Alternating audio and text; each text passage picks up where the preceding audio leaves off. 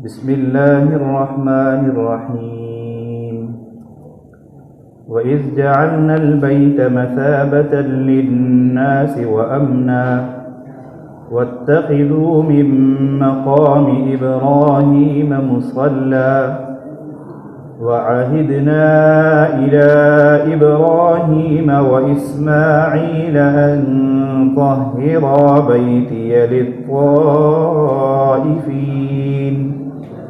للطائفين والعاكفين والركع السجود۔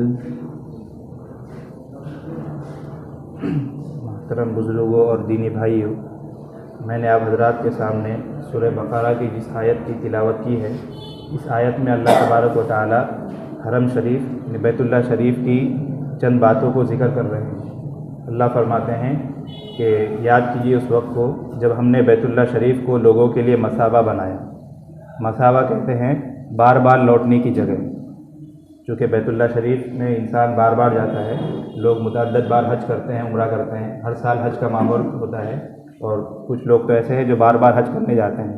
تو بیت اللہ شریف کی ایک صفت اللہ نے ذکر کی کہ یہ مثابہ ہے، یعنی بار بار لوٹنے کی جگہ ہے۔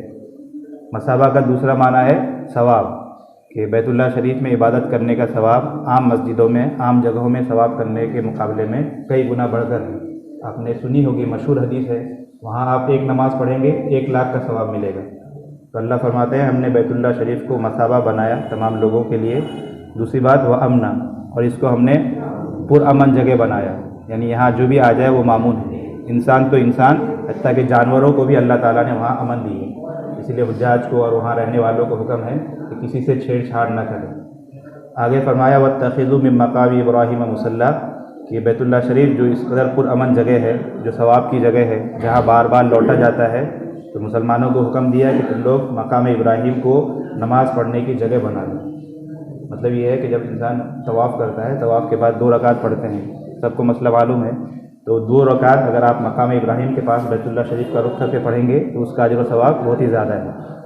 آگے فرماتے ہیں وَعَاهِدْنَا إِلَىٰ إِبْرَاهِيمَ وَإِسْمَاعِيلَ، اور ہم نے حضرت ابراہیم اور حضرت اسماعیل علیہ السلام سے عہد لیا أَن طَهِّرَا بَيْتِيَ، کہ آپ دونوں میرے گھر کی صفائی ستھرائی کیجیے۔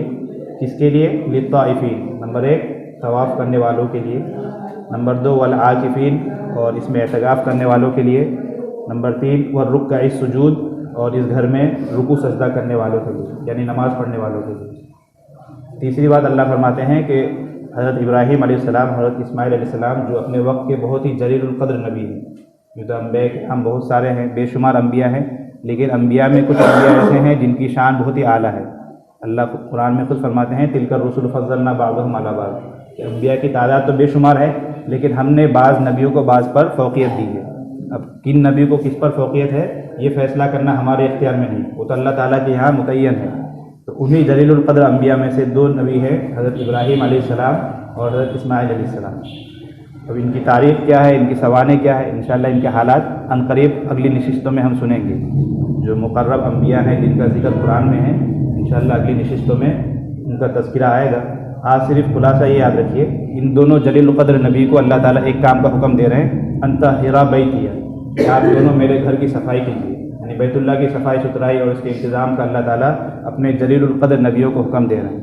اس سے ہمیں بھی یہ بات معلوم ہوتی ہے کہ ہم وہاں تو ہم پہنچ نہیں سکتے، لیکن دنیا کی جتنی مسجدیں ہیں یہ ساری مسجدیں گویا کہ بیت اللہ کی بیٹیاں ہیں، اصل مرکز وہ ہے، وہیں سے ساری مسجدیں نکلی ہیں، سب اللہ کے گھر ہیں۔ اگر ہمیں یہ اعزاز مل جائے کہ ہمیں وہاں صفائی ستھرائی کا اگر اعزاز ملے، یہ بہت اچھی بات ہے، موقع ملے تو انسان کو کرنا چاہیے، لیکن کم از کم ہم اپنے مقام میں رہ کر اپنی اپنی مسجدوں کا خاص خیال رکھیں، مسجدوں میں صفائی ستھرائی کا ہم خاص اہتمام کریں۔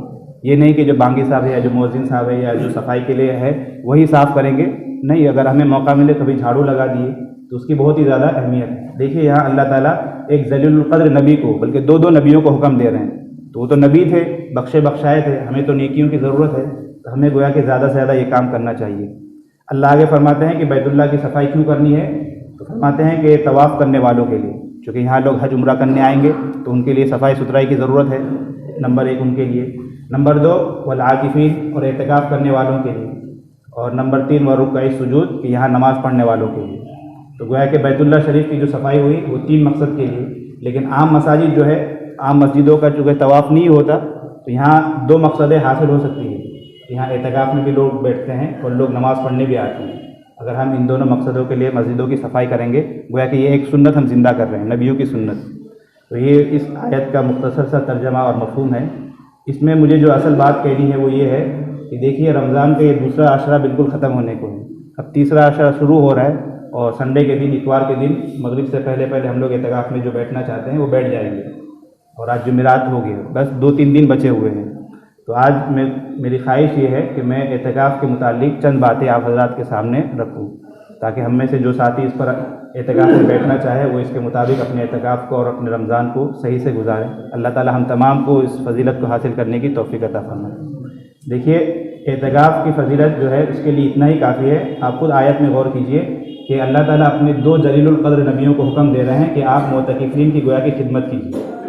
جو آدمی اعتکاف میں بیٹھا ہے آپ سوچئے وہ کتنی بڑی فضیلت کا کام کر رہا ہے کہ نبیوں کو گویا کہ اللہ تعالیٰ کہہ رہے ہیں. اور عہدنا کہتے ہیں کہ مطلب پکا ان سے قول و قرار لے رہے ہیں. اللہ تعالیٰ ان سے وعدہ لے رہے ہیں کہ آپ ان اعتکاف میں بیٹھنے والوں کی خدمت کیجیے. تو اسی سے معلوم ہو گیا کہ اعتکاف جو عمل ہے یہ بہت شروع سے چلا آ رہا ہے اور اس کی فضیلت کے لیے ہی آیت گویا کہ کافی ہے. اور اس کے علاوہ اللہ کے نبی صلی اللہ علیہ وسلم کی اگر آپ سیرت دیکھیں گے تو مدینہ منورہ آنے کے بعد ہمارے نبی نے ہمیشہ اعتکاف کیا ہے. صرف ایک دفعہ سفر کی وجہ سے آپ کا اعتکاف رہ گیا تھا تو آپ نے اگلے سال 20 دن کا اعتکاف کیا ہے، گویا کہ پچھلے اعتکاف کا آپ نے قضا کیا ہے.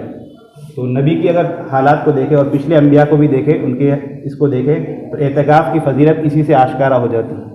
اس کے علاوہ بھی ہمارے نبی صلی اللہ علیہ وسلم نے ایک حدیث میں فرمایا من اعتکف عشرا فی رمضان کحجین و عمرتین، کہ جو آدمی رمضان میں 10 دن کا اعتکاف کر لے، وہی آخری عشرے کا اعتکاف کر لے تو اس کا اجر و ثواب گویا کہ 2 حج اور 2 عمرے کے برابر ہے. یعنی 2 حج اور 2 عمرہ اگر کوئی آدمی کرتا ہے اس کو جتنا ثواب ملے گا، 10 دن کا کوئی اعتکاف کر لے تو اتنا ثواب اسے دیا جائے گا.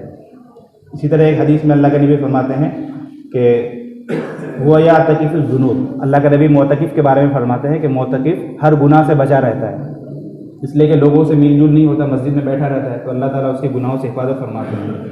اور وَيُجْرَى لَهُ مِنَ الْحَسَنَاتِ كَعَامِلِ الْحَسَنَاتِ كُلِّهَا، اور اس کا فائدہ یہ ہوگا کہ معتکف کے لیے وہی سارے نیک کام لکھے جائیں گے جو نیک کام دوسرے لوگ مسجد کے باہر رہ کر کرتے ہیں. مثلا ایک آدمی مسجد کے باہر ہے، وہ لوگوں کی مدد کر رہا ہے، کسی کی عیادت کر رہا ہے یا کسی کو کھانا کھلا رہا ہے، یا جو بھی کام مسجد کے باہر رہ کر آدمی کرتا ہے، ایک معتکف اگر اعتکاف میں بیٹھا ہے تو اس کو وہی سارے کام ملیں گے جو مسجد کے باہر رہ کر ایک آدمی کرتا ہے. اس سے بھی گویا کہ اعتکاف کی فضیلت معلوم ہے.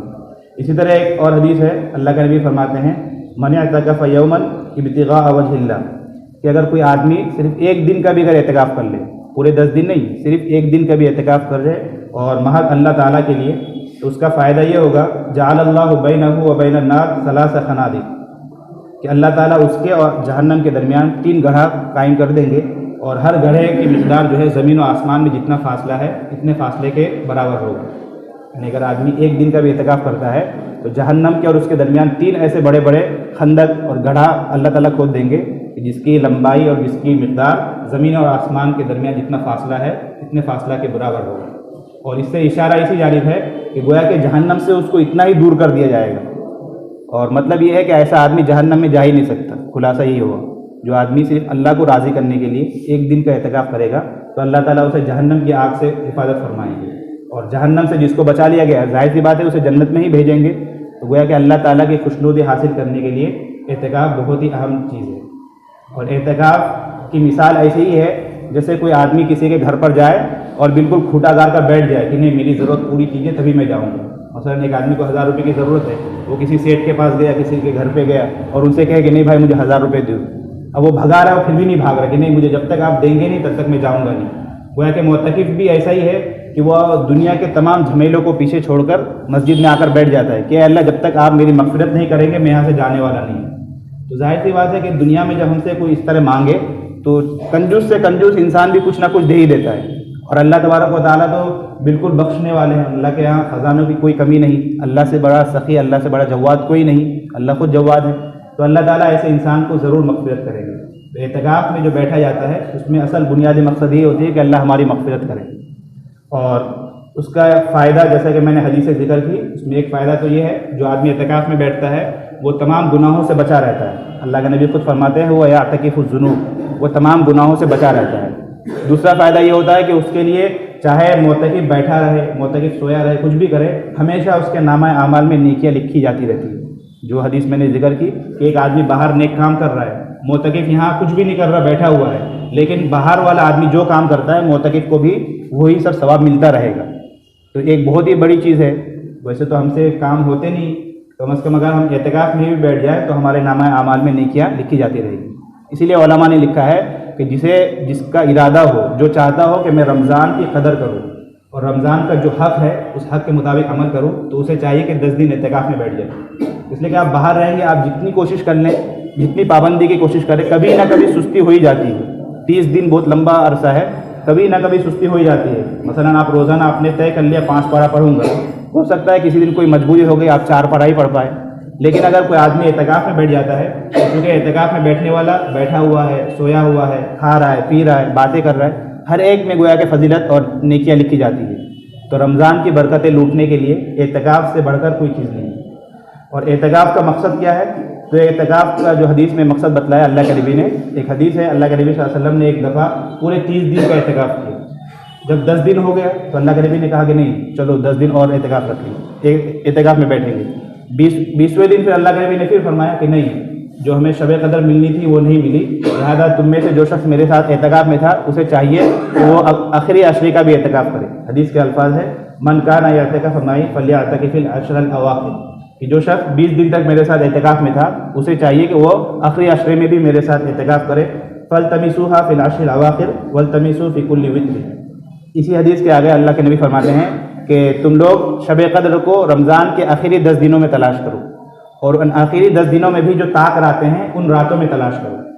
تو اس حدیث میں اللہ کے نبی نے اعتکاف کا ایک بنیادی مقصد بتلا دیا۔ اعتکاف میں بیٹھنے کا جو بنیادی مقصد ہے وہ شب قدر کو تلاش کرنا ہے، اور چونکہ معتکف مسجد میں بیٹھے گا تو اس کی پورا ٹائم اور پورا وقت جو ہے اعتکاف میں ہی لکھا جائے گا، اور پورا وقت نیکیوں میں لکھا جائے گا، تو شب قدر کی فضیلت اس کو مل جائے گی۔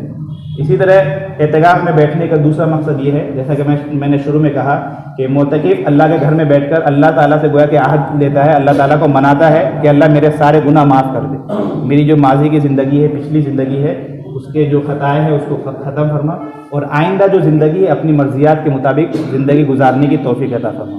تو یہ 2 بنیادی مقصد ہے اعتکاف کے۔ رہ گئی بات کہ اعتکاف میں کیا کام کرنا چاہیے اور کیا کام نہیں کرنا چاہیے۔ جو لوگ اعتکاف میں بیٹھ رہے ہیں خاص طور پر سنیں، اعتکاف میں ہم کیا کریں اور کیا نہ کریں۔ تو یاد رکھیے کہ اعتکاف کے لیے کوئی مخصوص عمل نہیں ہے۔ ایسا نہیں ہے کہ آپ اعتکاف میں بیٹھیں گے تو آپ کو یہ کام کرنا ضروری ہے۔ اعتکاف کے لیے کوئی مخصوص عمل نہیں ہے۔ عام دنوں میں آپ جو نوافل پڑھتے ہیں، عام دنوں میں جو کام کرتے ہیں وہی کام کرنا ہے۔ البتہ کچھ چیزیں ہیں جس کا ہمیں اہتمام کرنا چاہیے۔ پہلی بات تو یہ ہے کہ معتکف بالکل پہلے ہی دن سے عزم کرے کہ میں ہر نماز صف اول میں پڑھوں گا اور تکبیر اولیٰ کے ساتھ پڑھوں گا، کیونکہ جب ہم مسجد میں ہی دن بھر ہیں تو ہماری تکبیر اولیٰ مسجد میں رہ کر بھی اگر فوت ہو جائے تو گویا کہ ہم سے بڑا محروم کوئی نہیں۔ جو آدمی باہر ہے ہو سکتا ہے کاروبار کی وجہ سے کبھی تکبیر اولیٰ فوت ہو جائے، لیکن ہمارا رہنا تو چونکہ مسجد میں ہی ہے، تو پہلا عزم ہم یہی کریں کہ تکبیر اولیٰ اور صف اول کی پابندی، ہر نماز تکبیر اولیٰ کے ساتھ اور صف اول میں پڑھیں۔ دوسری بات کہ ذکر و اذکار کا زیادہ سے زیادہ اہتمام کریں۔ کوئی مخصوص ذکر نہیں ہے، جو چیزیں آپ عام دنوں میں کرتے ہیں وہی، پہلا کلمہ ہے، تیسرا کلمہ ہے، استغفار ہے، درود شریف ہے، یا جو بھی اذکار آپ کے ہیں، منزل ہے یا حزب الاعظم ہے، جو معمولات آپ کے ہیں انہی معمولات کو لیکن زیادہ اس میں اضافہ کر دیں، اور خاص طور پر استغفار کو ہم لازم پکڑیں، اور استغفار کی بہت ساری فضیلتیں ہیں۔ تیسری چیز کہ تلاوت قرآن پاک کی کثرت۔ اس دن بتایا تھا کہ افضل الذکر تلاوت القرآن، اذکار میں سب سے افضل ذکر قرآن کریم کی تلاوت ہے، تو ہم اعتکاف میں جتنا زیادہ ہو سکے ہم قرآن کریم کی تلاوت کریں۔ چوتھی چیز کہ دعاؤں کا خاص اہتمام، اس لیے کہ جب ہم نے دنیا کو پوری دنیا کو گویا کہ پوری دنیا سے قطع تعلق کر کے مسجد میں آ کر بیٹھ گئے ہیں، گویا کہ اللہ کے پاس ہم آ کر بیٹھ گئے ہیں، تو اب اللہ کو منائیں، اپنا دین بھی بنائیں، دنیا بھی بنائیں۔ لازم نہیں ہے کہ آپ دین ہی مانگیں، دنیا بھی مانگ سکتے ہیں، اگر آپ کی دنیاوی ضرورت ہے، جائز مقاصد ہے، مانگ سکتے ہیں۔ تو اعتکاف میں خاص طور پر دعاؤں کا ہم اہتمام کریں، نوافل کا بھی اہتمام کریں، چاشت ہے، اوابین ہے، یعنی جتنی نفل نمازیں ہیں گویا کہ ہم کوشش کریں کوئی بھی نماز ہم سے فوت نہ ہو پائے۔ اسی طرح اس دن بتایا تھا کہ قضاء عمری، جو آدمی اعتکاف میں ہے ان کے پاس تو وقت ہی وقت ہے، تو اگر آپ کی کچھ نمازیں رہ گئی ہیں تو قضاء عمری کی بھی فکر کریں. روزانہ کم از کم دو چار نمازیں اگر ہم قضا کریں گے تو ہمارے سر کے اوپر جو بوجھ ہے وہ بوجھ ہلکا ہوتا رہے گا. اسی طرح اعتکاف کا جو مقصد ہے شب قدر کو حاصل کرنا، تو ظاہر سی بات ہے شب قدر کو پانے کے لیے راتوں میں عبادت کا بھی اہتمام، راتوں میں کم سوئیں، دن میں ہو سکے تو نیند پوری کر لیں، راتوں میں زیادہ سے زیادہ عبادت کا اہتمام ہو. اور اگلی بات یہ ہے کہ دین کے مسائل ہم سیکھیں. جب مسجد میں بیٹھے ہیں ہمیں اگر کوئی مسئلہ معلوم نہیں ہے کسی سے مسئلہ معلوم کریں. سونے کا سنت طریقہ نہیں معلوم ہے سنت طریقہ معلوم کریں. یا زندگی کے جو آداب ہے وہ آداب ہم ایک دوسرے سے پوچھیں اور معلوم کریں. اگر کتاب ہے تو کتابی تعلیم ہو یا ایک دوسرے کو سیکھنا سکھانا، کیونکہ مسجد میں ہم بیٹھے ہیں تو ہمارے پاس وقت ہی وقت ہے. ہو سکتا ہے رمضان کے بعد پتہ نہیں وقت ملے نہ ملے. 9ویں ہدایت یہ ہے کہ تراویح اور وتر جو ہے ہم مکمل جماعت کے ساتھ، یعنی یوں تو ہر آدمی کو پڑھنا ہی ہے لیکن جب ہم مسجد میں ہی ہیں تو ہماری رکعتیں چھوٹے یہ مناسب نہیں ہے. اور آخری بات کہ یہ ساری چیزیں کرنے کی تھی، اور ایک جو ہے پرہیز ہے کہ آپ کو اعتکاف میں کیا نہیں کرنا ہے. تو اعتکاف میں ہمیں زبان کی خاص حفاظت کرنی ہے، فضول باتیں نہیں کہنی ہیں، فضول چیزیں نہیں کہنی. آج المیہ یہ ہے کہ ہم اعتکاف میں تو بیٹھ جاتے ہیں لیکن موبائل استعمال کرتے ہیں اور موبائل کا بیجا استعمال ہوتا ہے. اسی طرح زبان کا بیجا استعمال ہوتا ہے. مجلسیں لگتی ہے اور ظاہر سی بات ہے جب مجلس لگے گی ادھر ادھر کی بات ہوگی تو باتوں باتوں میں شیطان بھی اپنی بات رکھے گا، دوسروں کی غیبت کرائے گا، دوسروں کی چغلیاں کرائے گا. تو آپ جو عبادت کے لیے بیٹھے تھے، آپ کے نامہ اعمال میں جو نیکیاں لکھی جا رہی تھی، دوسروں کی غیبت کرنے کی وجہ سے، کسی کی برائی کرنے کی وجہ سے، دوسرے کے عیب نکالنے کی وجہ سے گویا کہ ہمارا سارا نیک کام ختم ہو گیا، سب پر پانی پھر گیا. 10 دن کی محنت ہماری یوں ہی چلی گئی. تو حضرت مولانا شیخ زکریا رحمۃ اللہ علیہ، سارے حضرات ان سے واقف ہے، فضائل اعمال ان کی پڑھی جاتی ہے. حضرت کے یہاں جب خانقاہ لگتی تھی تو حضرت کی ایک ہی ہدایت ہوا کرتی تھی کہ بھائی دیکھو آپ لوگ آئے ہو، جتنا ہو سکے آپ کام کرو. اگر آپ سے کام نہ ہو سکے کوئی بات نہیں، آپ کو کھانا ہے زیادہ سے زیادہ کھاؤ، سونا ہے خوب سو، لیکن ایک کام ضرور ہونی چاہیے، وہ یہ ہے کہ آپ لوگ باتیں نہ کرو.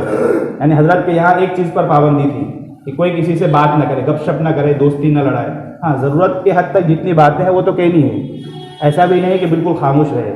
مسئلہ یہی ہے کہ اگر کوئی آدمی اعتکاف میں ثواب کی نیت سے بالکل خاموش بیٹھا رہے، کسی سے کچھ نہ بولے، تو یہ بھی مکروہ ہے. ضرورت کی چیزیں تو بولنی ہی ہے لیکن زیادہ نہیں بولنا، ضرورت سے زیادہ مجلسیں نہیں لگانی، ایک دوسرے سے بالکل بیٹھ کر ادھر ادھر کی ایران توران کی فالتو کی بات نہیں کرنی. اور آج کے زمانے میں کہ موبائل کا ہم استعمال نہ کریں. ضرورت ہے گھر والوں سے بات کرنی ہے، ضرورت کے حد تک بات ہو، اس کے علاوہ اس سے استعمال ہی نہ ہو. تو یہ چند ہدایات ہے اعتکاف کے متعلق. ان چیزوں پر اگر ہم عمل کریں گے تو اعتکاف کی جو اصل برکت ہے اور اعتکاف کی جو اصل فضیلت ہے وہ انشاءاللہ ہمیں حاصل ہوگی. اور مقصد جیسا کہ میں نے کہا کہ 2 ہی مقصد ہے. ایک تو یہی کہ ہمیں رمضان کی فضیلت حاصل ہو جائے، دوسرا یہ کہ ہم اللہ تعالیٰ کو منا لیں، اللہ کو اپنا بنا لیں، اللہ سے ہمیں لینے کا گویا کہ ایک طریقہ آ جائے. معتکف ظاہراً یہی ہے کہ وہ دنیا کو پیچھے چھوڑ کر آتا ہے اور اشارہ ہے کہ میں بھائی اپنی دنیا کو پیچھے چھوڑ کر آ رہا ہوں اور اے اللہ آپ کے در پر آ کر میں بیٹھ رہا ہوں، اور اب میرا سہارا اور میرا مالک ہر کچھ میری بگڑی بنانے والے آپ ہی ہیں. تو یہ اصل جو حقیقت ہے یہ 10 دن کے اندر گویا کہ ہمیں عملی مشق کرنی ہے اور پوری زندگی اس کے مطابق گزارنی ہے. 10 دن یہ تو مشق کے لیے ہے اور اصل سبق یہی ہے کہ پوری زندگی اور رمضان کے باہر کی زندگی اسی طرح گزرے. اب آخری بات رہ گئی کہ اعتکاف کے مسائل کیا ہیں. تو آپ سب کو معلوم ہے کہ اعتکاف کی 3 قسمیں ہیں. ایک تو ہے واجب اعتکاف ہے، کسی نے کوئی نظر مان لی، یا سنت اعتکاف آپ نے شروع کر دیا تو اس کو ختم کرنا بھی واجب ہو جاتا ہے، یا آپ نے نظر مان لی ہے تو وہ تو واجب ہے. دوسرا سنت اعتکاف ہے جو رمضان کے آخری 10 دن، جو ابھی ہمارا سنڈے ہے، اتوار کے دن مغرب سے پہلے بیٹھنا ہے. تو آخری 10 دن کا اعتکاف یہ سنت مؤکدہ علی الکفایہ ہے، یعنی پورے محلے والے پر، پورے مسجد کے اطراف میں جتنے لوگ ہیں ان میں سے ہر ایک پر گویا کہ یہ سنت لازمی طور پر ہے. اگر ان میں سے کوئی ایک آدمی بیٹھ جاتا ہے تو سب کا ذمہ ساقط ہو جائے گا، سب لوگ بری ہو جائیں گے. اور اگر کوئی ایک بھی نہ بیٹھے تو سارے کے سارے لوگوں کی پوچھ ہوگی، ہر آدمی اس کا جواب دہ ہوگا.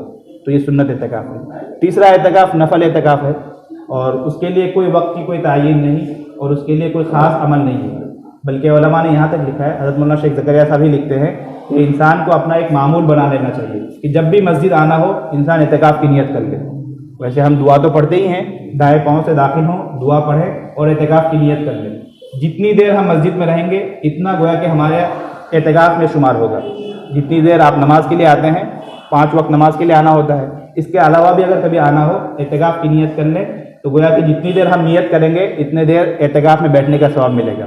اور ایک حدیث میں نے ذکر کی، اللہ کے نبی خود فرماتے ہیں کہ جو آدمی 1 دن کا بھی اعتکاف کر لے تو جہنم کے اور اس کے درمیان بہت ہی لمبا فاصلہ یعنی 3 گڑھے کے برابر فاصلہ کر دیا جاتا ہے، اسے اللہ تعالیٰ جہنم سے بچا لیتے ہیں۔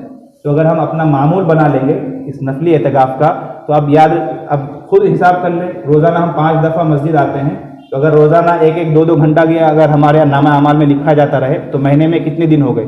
سال میں کئی دن ہو جائیں گے ہمارے اعتکاف، اور یہ جو فضیلت ہے یہ فضیلت ہمیں حاصل ہو جائے گی۔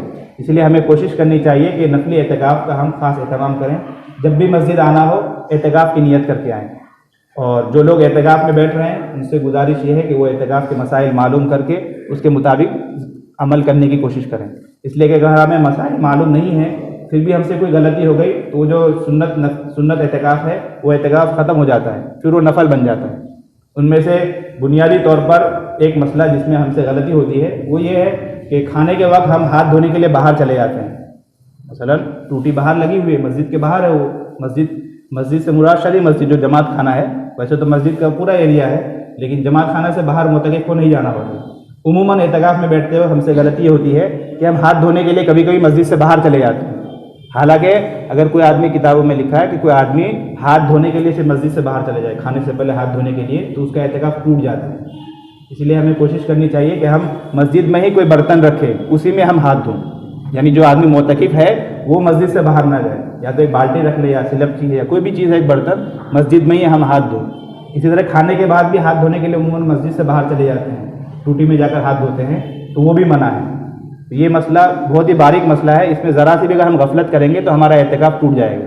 اور آپ کو مسئلہ معلوم ہے کہ آپ کی جو طبعی ضرورت ہے یا جو شرعی ضرورت ہے اسی کے لیے آپ باہر جا سکتے ہیں۔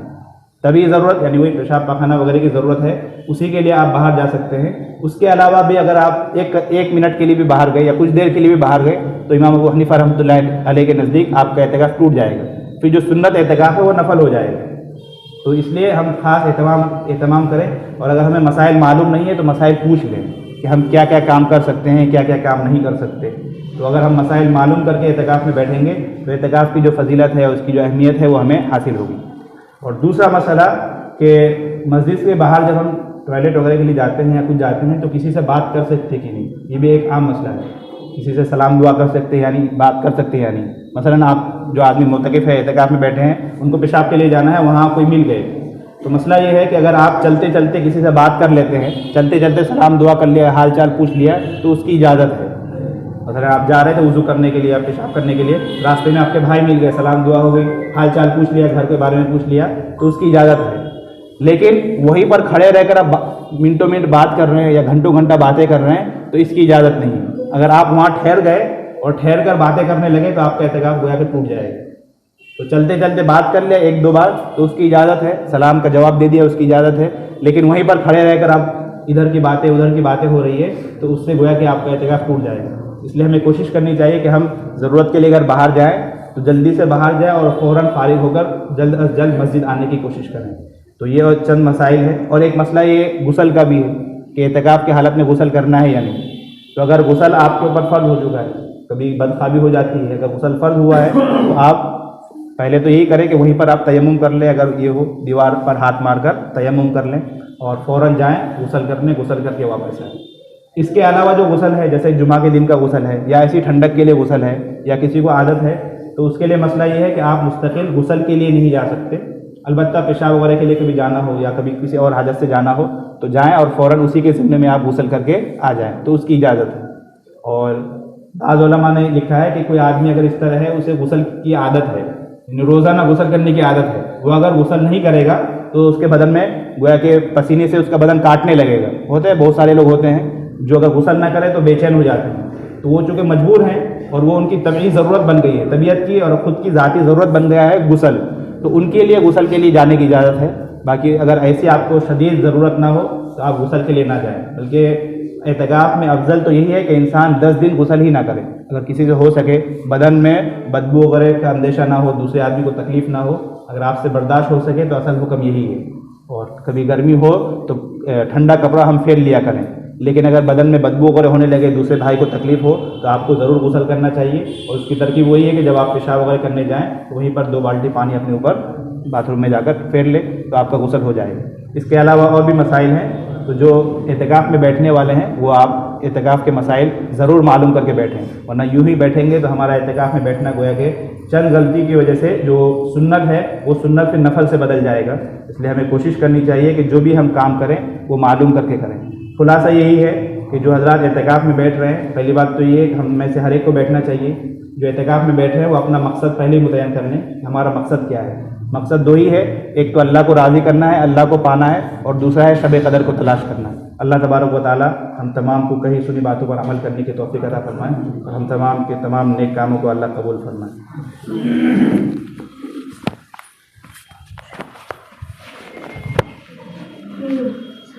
بسم اللہ الرحمن الرحیم، الحمد للہ رب العالمین، اللہم لک الحمد کلہ ولک الشکر کلہ، اللہم لا احصی ثناء علیک۔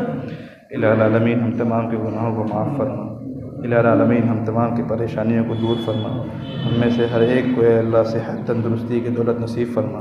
اے اللہ ہم تمام کے کاروبار میں، روزی روزگار میں برکت عطا فرما، ہمارے گھروں میں چین سکون اور سکینت نازل فرما۔ الہ العالمین تمام مسلمان جہاں کہیں پریشان حال ہے، ہر ایک کی پریشانیوں کو دور فرما۔ الہ العالمین ہم تمام کے یہاں مل بیٹھنے کو قبول فرما، کہیں سنی باتوں پر عمل کرنے کی توفیق عطا فرما۔ اے اللہ رمضان کا یہ دوسرا عشرہ بھی ختم ہونے کو ہے، ہم سے بہت ہی بڑی ناقدری ہوئی، اے اللہ ہمیں معاف فرما، ہماری کمی کوتاہیوں کو دور فرما۔ اے اللہ جو کچھ دن رہ گئے ہیں ان کی قدردانی کی توفیق نصیب فرما، ہم تمام کو اپنے گھر میں اعتکاف کی دولت نصیب فرما۔ الہ العالمین مسلمانوں کی جان مال عزت آبرو کی حفاظت فرما، ہم تمام کی حفاظت فرما، فتین کے فتنوں سے، شرارین کے شرارت سے، اللہ حاسدین کے حسد سے ہماری حفاظت فرما، ہمارے اولاد کی حفاظت فرما، ہم تمام کی ایمان کی اعمال کی حفاظت فرما، ہمارے نسلوں کے ایمان کے اعمال کی حفاظت فرما۔ الہ العالمین جو دعائیں مانگنی تھی مانگی، جو مانگنی سے رہ گئی انہیں بھی عطا فرما۔ تیرے نیک بندوں نے تجھ سے جو بھی دعائیں مانگی ہے ہر ایک میں ہمارا حصہ نصیب فرما، ہمارے دعاؤں کو نبی کریم صلی اللہ علیہ وسلم کے صدقے طفیل قبول فرما۔ وصلی اللہ علی خیر خلقہ وآلہ واصحابہ اجمعین برحمتک یا ارحم الراحمین۔